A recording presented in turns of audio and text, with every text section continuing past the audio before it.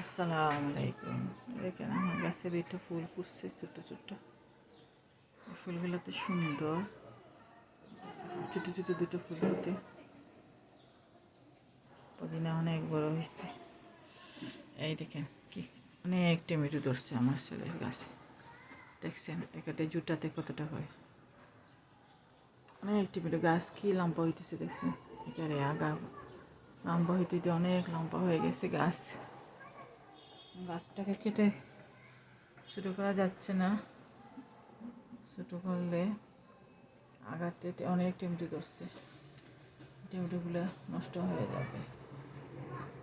কী করবো চিন্তা করে পাচ্ছি না, অনেক টমেটো ধরছে, কেটে ছোটো করা যাচ্ছে না। এই দেখেন এখানে ধরছে, অল্প একটা ছোটো গাছে টমেটো ধরছে,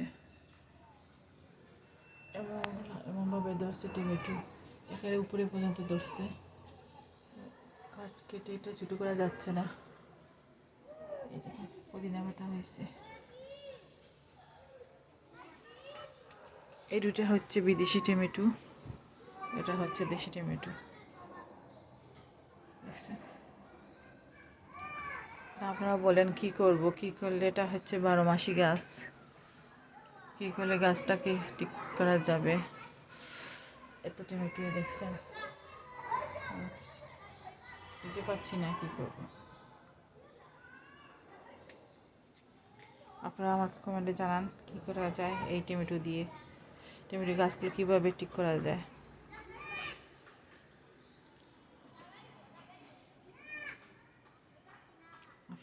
আপনারা সবাই আমাকে কমেন্টে জানাবেন। ওকে, আল্লাহ হাফিজ, আসসালামু আলাইকুম।